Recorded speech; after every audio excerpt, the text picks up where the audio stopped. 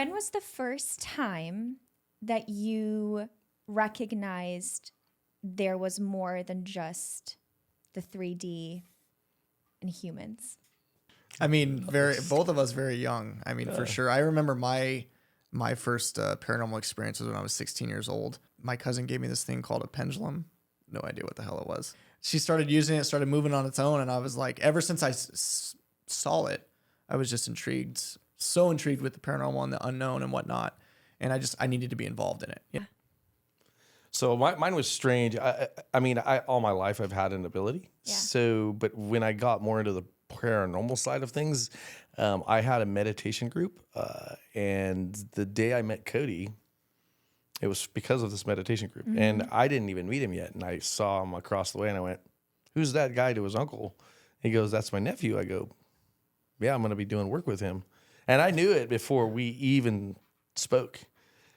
And so the meditation group, he started coming and I think you were there maybe the third time. Yeah. And then he went to a place called Meetup.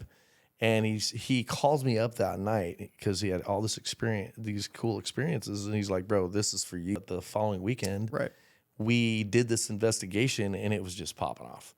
And we later found out, I mean, when we came together, it just, I don't know what it is, the chemistry that we create, it causes activity around us a lot.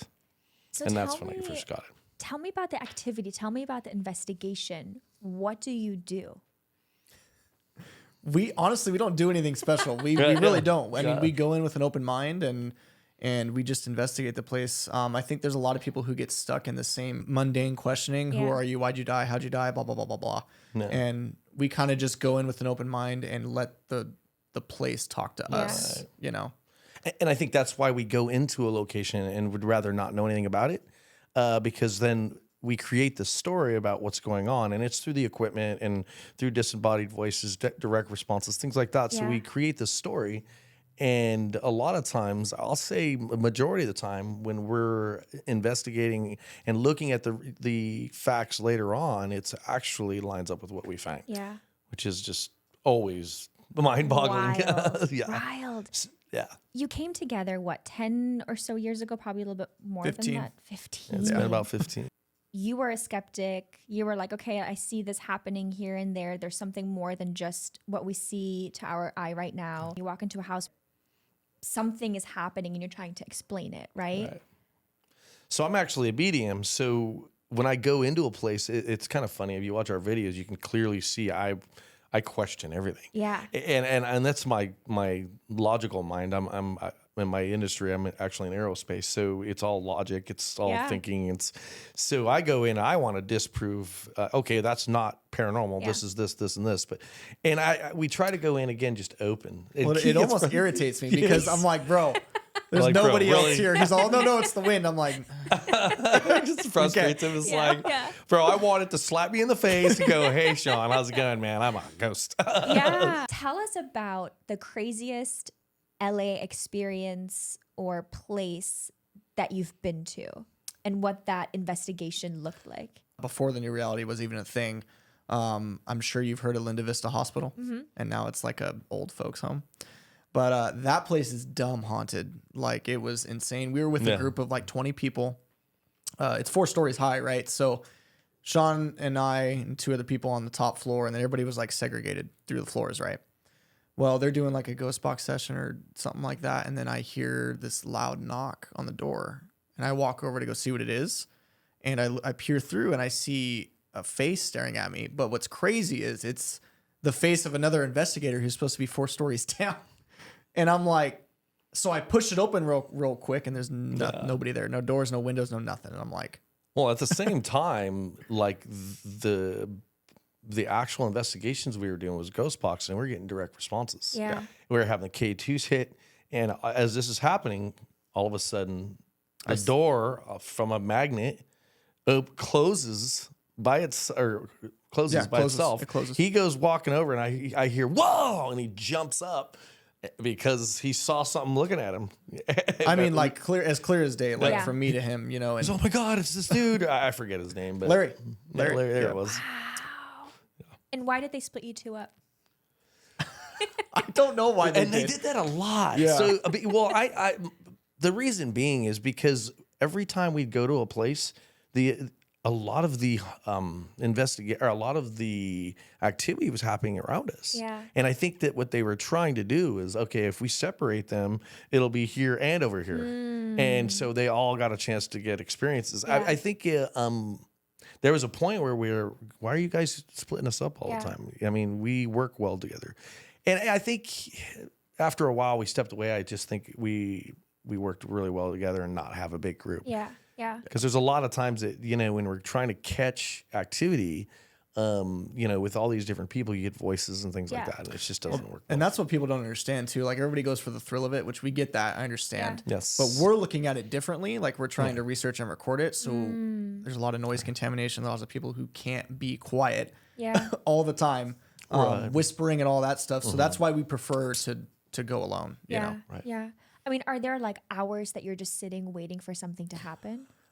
Very early on, I would say yes. Now, no. No. I mean, it happens almost immediately. Like once the cameras go on and we're in our zone, Yeah. it just pops off. We don't even understand it. I mean, yeah. it's gotten so crazy intense these days Yeah. that we're not sure why it's gotten so active around us. Yeah.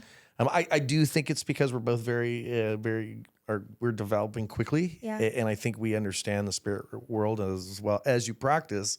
I Yeah. think that there's a level of us connecting with whatever's there. Yeah. As soon as we walk in the door. Yeah. And well, you talk about it, right? The way that spirits can talk to us is they have to kind of lower their vibration a little bit just to meet us where we're at, which means you have to raise yours up as well, right? Because even the way that we understand language sometimes isn't the way that they always communicate, Right. which is why electricity is a really big thing.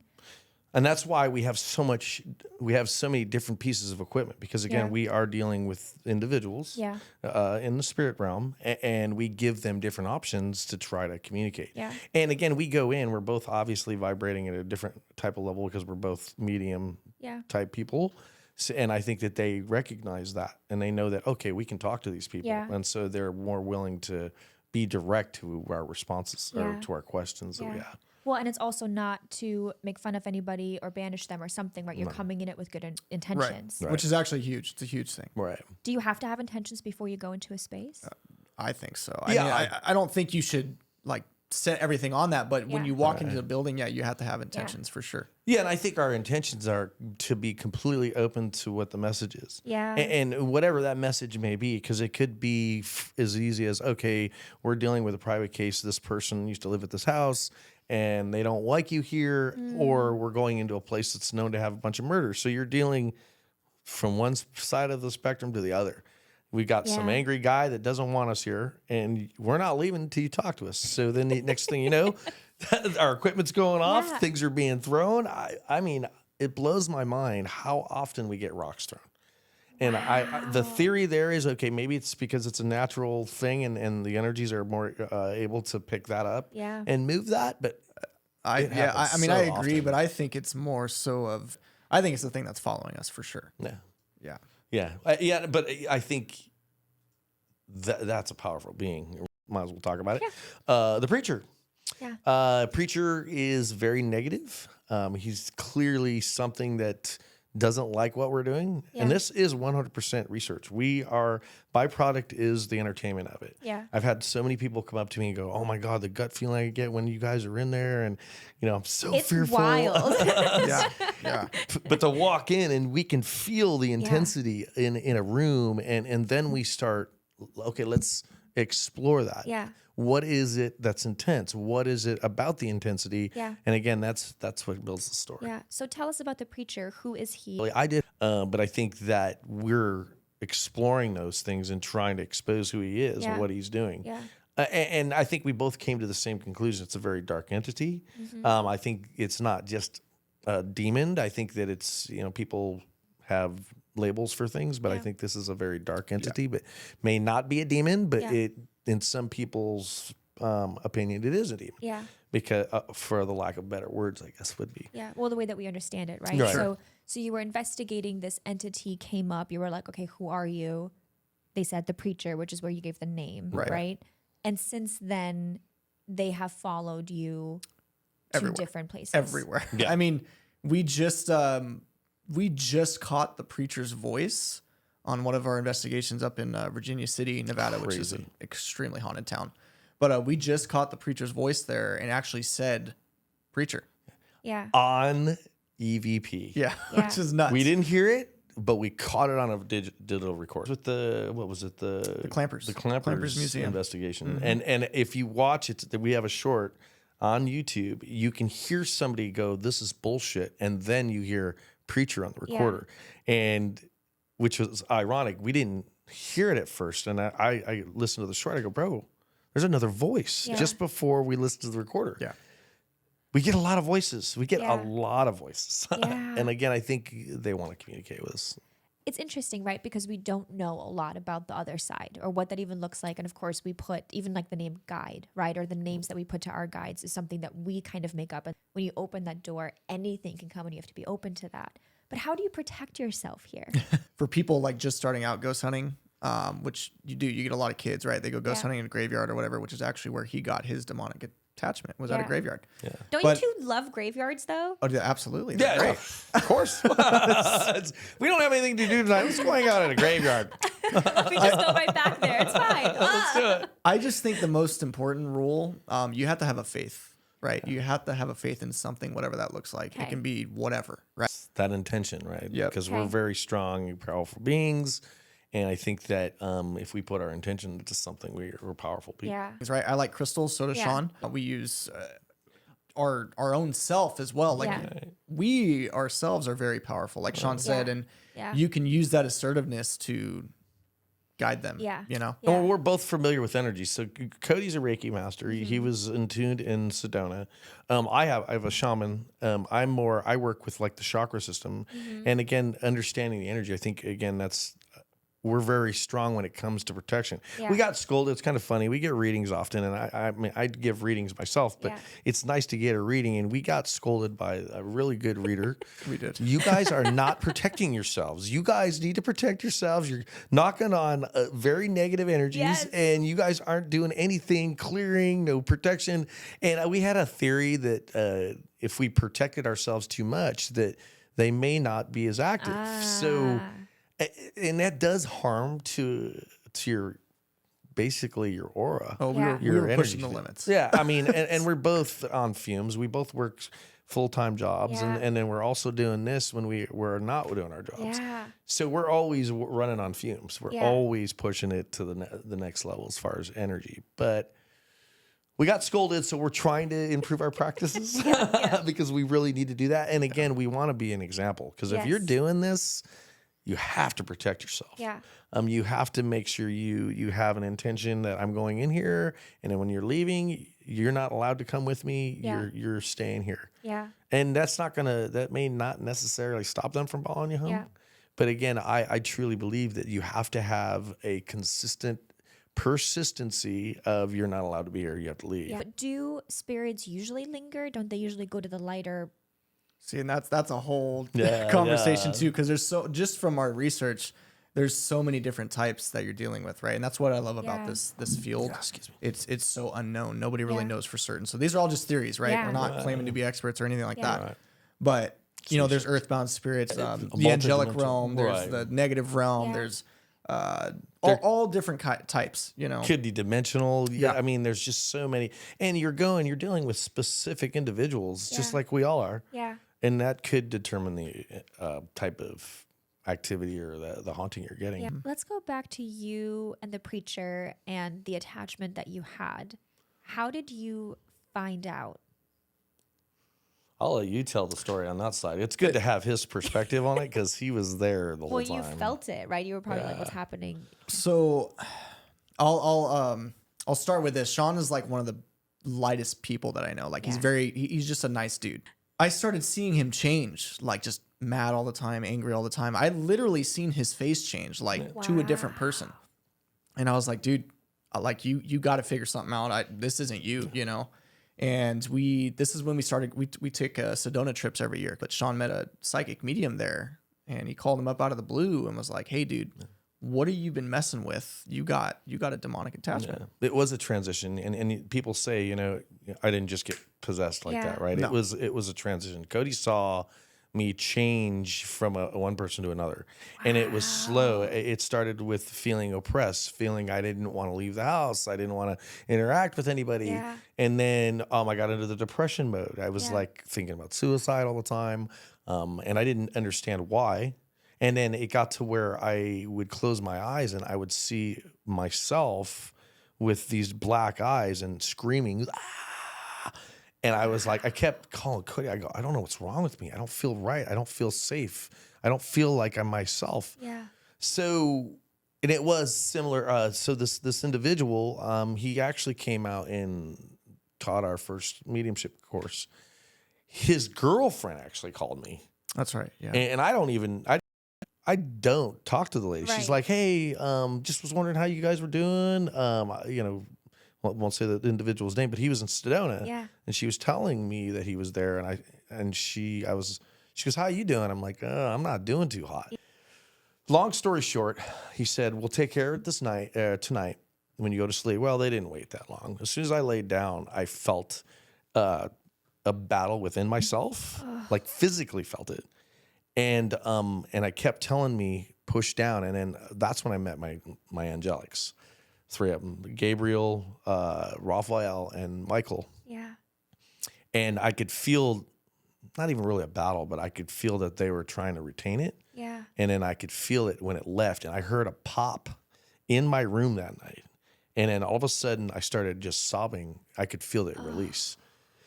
So they took care of it, but that was the first time I felt the most darkest. Yeah. And at the same time, right after I've met the most divine, right? Yeah. So it was an experience. Yeah. And I knew it to be after that it wasn't, oh my God, you had this awful thing. It was an experience I was supposed to have. And it's because of what we're doing, right? We But can also deal with faith. the darkest. The concreteness, right? Like I know it only happened in your body and in your mind and nobody can share that experience, although I feel it and I visualize it.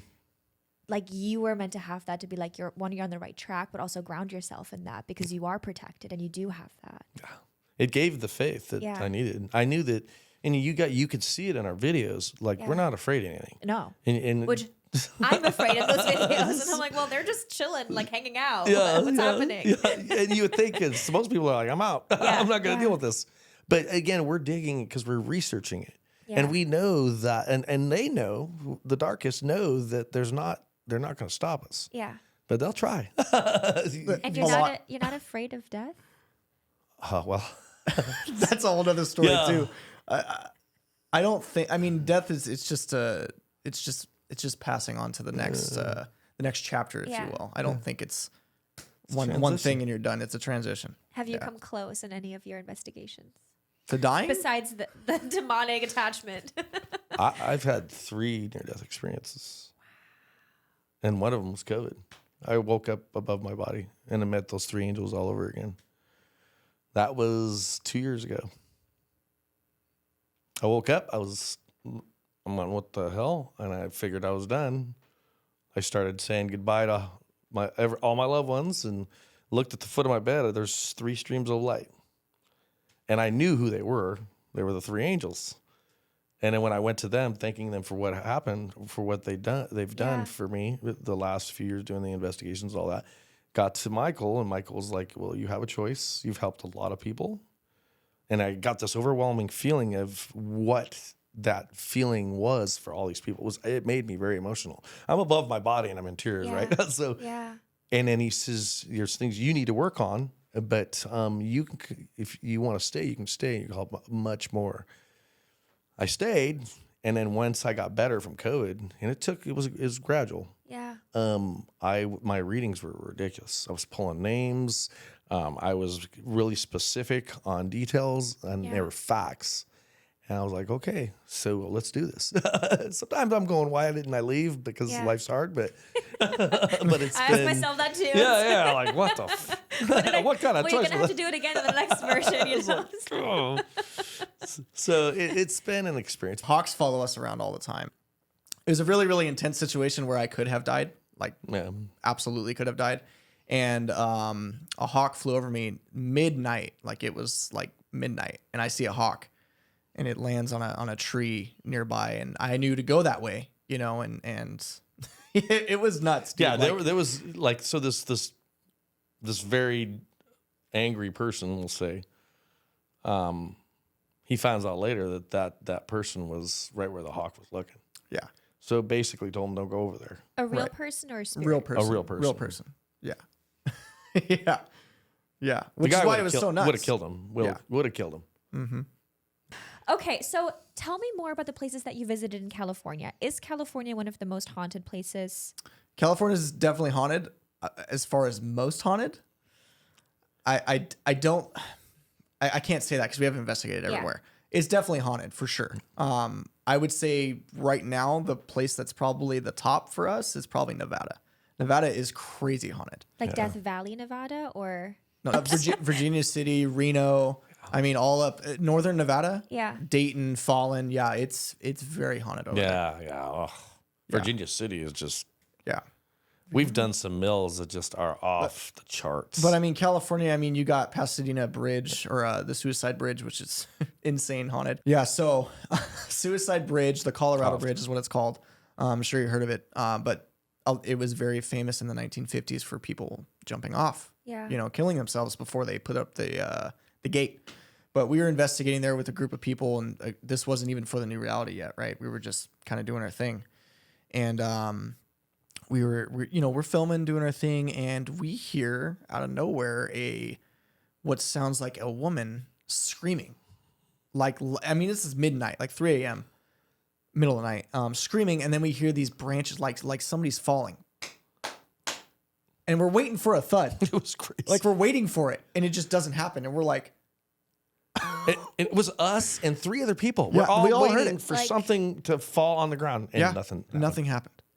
20 minutes later, I'm telling you, this place is nuts. 20 minutes later, we're setting our equipment on the table, and we go to look at something else, and our equipment gets thrown off the table. Just The camera was recording. it was recording. It actually shut off because as soon as it got thrown off, it shut off. Yep, that place is nuts. I have Yeah, goosebumps. I literally have goosebumps everywhere. Like I That feel was the look it. we had. We're like, what the? Yeah. That's a pretty gnarly experience to hear that. Like I know that to be a residual haunting. Yeah. And residual just means this happens over and over again, right? But that was somebody committing suicide, and that's what we heard. Yeah. The new reality, it's took us probably more east than anything, and Yeah. it's very back east, like Ohio, Yeah. New York, Pennsylvania, Kentucky, all those places. It's a lot older than California. Yeah. you know, Yeah. and so it's a lot more haunted. Right. Oh, but we did run into a couple of good places that we've come across, that's why we have the theory: is it the place haunted or is it us? Interesting. So, but for an example, we did find an old abandoned gold mine camp, Yeah. and each building had its own, we'll say, Haunting. type of haunting, right? Yeah. It had its own personality, if you will. And it was again, we caught on camera a rock up here above Cody's leg, bounce off his leg, and then hit the metal bar from Yeah. the little desk that he was sitting. Literally just manifested. You could on camera. It's on camera. It's on. It's right there. it was on one of our static cameras. It was just I'm like, are you kidding me? And that wasn't all that was going on. We had disembodied voices. We had our equipment going off. Again, had stuff being thrown. Yeah. And we caught that on video. How do you find these places? That's the crazy part. We just look hey, that's an abandoned building. Let's go check it out. And they allow you in there? I mean, it's abandoned. It's completely There's no there's no fencing, nothing. no we trespassing just sign. we just go in. Speaking of California, I don't know why I didn't even think of this. The farmhouse. Yeah. I mean, that's probably the most was like- haunted place in California that we have been to. Yeah. What's the farmhouse? So we go to the place. We just check it out. It's our first time there. It's extremely haunted. I mean, we're catching voices and all kinds of things happen there. We actually caught one of our most famous catches there. Is a shadow. We caught a shadow, just 2 legs, kind of walk in the door, sit there for a minute, walk back, and then walk, and then kind of just dissipate. Yeah. Caught that on a static cam. And I actually saw for my first time at the farmhouse what I couldn't explain. And I first called it a full body apparition because it went from this flecky looking thing that was crawling with no legs to transforming into something that had legs and walked about 2 steps and dissipated. Cody and we had a couple people with us were in the vehicle waiting for because I was going to pee. Yeah. And I looked over and I went, oh my God, what am I seeing? What happened there several years ago, there was Indians were massacred on that land. Which is actually, it's a legit, Yeah. so you can see the story of Chimney Rock is what it's called. And they were actually massacred there. And we've caught drumming there. Wow. We've Native Americans, a bunch of names that we've caught there. Woman knocking from underneath the basement. Yeah. And we just got done telling the story on the way in. We were in the basement of this abandoned place, which is scary in itself just because it's so abandoned. Yeah. We got in and Cody was holding the camera and he caught a rock being thrown over his shoulder and hit me in my back. I go, something just hit me in the back. He goes, I got it on video. We replayed it. Which is the best part. We caught it on video and then we hear a woman say, help me. And freaking file was corrupted. Yep. We lost all of the footage. Completely gone. It was, but we witnessed, there was 3 of us. So we all heard it. I obviously had it hit me and Cody saw it and it just is gone. was corrupted. Does that happen a lot where, I mean, I know you catch a lot on camera and on your various devices, but where it just, like, I'm sure you get a lot more when you're not recording or. Yeah, I wouldn't say more. We definitely catch a lot on camera, but I think even off camera stuff happens, you know, and a lot of times too, you do get corrupted files. And is that technology? Is that, you know, the spirits trying to mess with it? I think it is. Yeah. But, it's open for debate for sure. Yeah. What do you hope your community gets from your videos and your stories and your investigation? Just have a good time. I mean, live vicariously through us, or if you want to go ghost hunt yourself, you know, by all means do it. My only thing is just don't do it alone. Just go with somebody or some people and go have fun. I think in a lot, when we talk about research, I think that we want to prove to people that it's not black and white. Yeah. It's not like, hey, you die, you go to heaven. You die, you go to hell. Yeah. There's a lot more going on. And I think that we're proving that. Yeah. And again, we do have choices. I believe we have choices when we pass as well. This is only part of our experience. That's my belief. I believe we're souls having a human experience. Yeah. So, and I think there's so much going on, and I think we want to prove that to our viewers and anybody that might run across our channel. Yeah. There's something going on, and it's not black and white. Yeah. So, what surprised you both the most since you've started your journey? I mean, I don't even know. We've seen so much, and I freaking get attacked all the damn time. But pow! Another zap on Cody's back.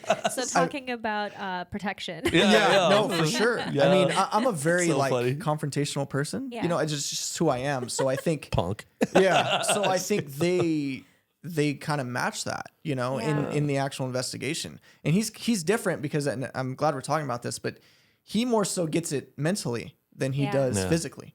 Yeah. You know, so it's very different, but It hits you where you're weakest. Yeah. Especially if it's dark. It's going to find what you're weak at, and then it's going to attack that. yeah. I've only had one time, which is really strange. There's only one time that I've actually been attacked, and that was Bobby Mackey's in Kentucky. Because I'm not very bright. I sat right in the middle of, if you guys know anything about Bobby Mackey's, there's a well that was known to have, they were doing a lot of satanic worshiping. They cut this woman's head off and dropped it in this well. Legit, that's legit the story. Yeah, that's a real story that happened. And the well is still there, obviously, and they filled it in. I sat in the middle of it and did the sensory deprivation. I felt at one point, I felt hands grabbing on my sides and trying to pull me down into the ground, basically. And I'm like, bro, this is, and I was almost panicking. And if you guys watch the videos, I am not one to get panicked. I'm very calm. Even when I get shit thrown at me, if you see me jumping, it's because I'm really getting, like, I could feel it, the intensity and what the intentions are. So yeah, that was my only time. And we actually got fingerprints on my sides where it felt like. On video too. That was a nuts investigation. So if you're an amateur, you're just starting out in this, you're interested, don't do it alone. But how can people prepare themselves to seek out haunted places or these types of experiences? I think just I mean, obviously don't go alone, but just kind of have an open mind. You Yeah. know, have an open mind. You're going to be sitting for a long time. Yeah. You know, sitting waiting for things to happen and be patient. Right. Yeah. You know. And you may, I don't know how often this has happened, but we'll go, man, this place wasn't very active. And then we go over the data and it's like, holy crap, how many voices do we catch? Wow. And people do need to go in and going back to what Cody said about you really embracing your belief system when you're going in, because it is dangerous. Yeah. And there is a lot of potentials there. Yeah. So you got to go in and know and trust that you're protected by the love that you have around you. Yeah. This might be a dumb question, but do most hauntings happen overnight, or can they also happen during the day?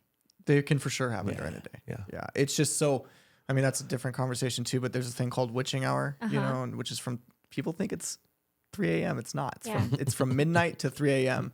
is when witching hour actually is. And that's when the veil is, you know, the thinnest. Yeah. So they're easier to communicate. Again, that veil is thin, so it doesn't take as much of an interaction to be able to communicate or show yourself, right? So We're mainly on YouTube. That's kind of our base. Yeah. We do have a link tree that has all of our Instagram, Facebook, TikTok, all that stuff, which we'll post up. But it's just the new reality. If you type in the new reality anywhere, it'll pop up. So I love it. And also on the podcast, they go in more than just investigations. Like you talk about twin flames and soulmates and like the angelic realm and all these other things too, which I find super fascinating well, as well. our podcast is where we started. I mean, before we did the whole investigation stuff, we would like to get back into that. Yeah. Because podcasting's fun. We love talking about what we know to be true and Yeah. whatnot. So Well, like even just your car ride here or something, even if you just recorded that, I definitely would listen to it. So if you need an affirmation, this is it. perfect. that's awesome. Yeah, That's good to know. Appreciate that. And we're having a good time. Yeah. And that's the main thing. If you're not having a good time, don't do it. I mean, we truly love it. Yeah. And I think you can see that in the videos. Oh, 100%. Well, and you two also get along so well. And like you're I very... can't stand him. Yeah, I know, right? The guy stinks. You're Man. so different, but you're so alike in a lot of ways, which I think makes like the perfect pair with whatever you're doing, right? Because if you hated it or you're just doing it for entertainment, like you said, some people are like, you're only doing it because you want the clicks or whatever. That's not the case at all. And I think like I knew that when I first found you too. Like I think people catch up on that, and like that's what's going to make that longevity happen. So Right. yeah, so amazing. Awesome. Any last words? Let's go ghost hunting. Yeah. Go check out the new reality. Also, I'm also the Mountain Man Medium on Instagram. If you guys want a reading or anything like that, I do readings. So I think we should do a reading. I do mediumship and psychic. I'm pretty. And again, I like that because it brings the validity, right? Yes. We don't go in and overdo that with our investigations. Yeah, So I love it. Thank you so much for watching. Thank you so much for listening, and we'll catch you next awesome. time. Take care. Bye.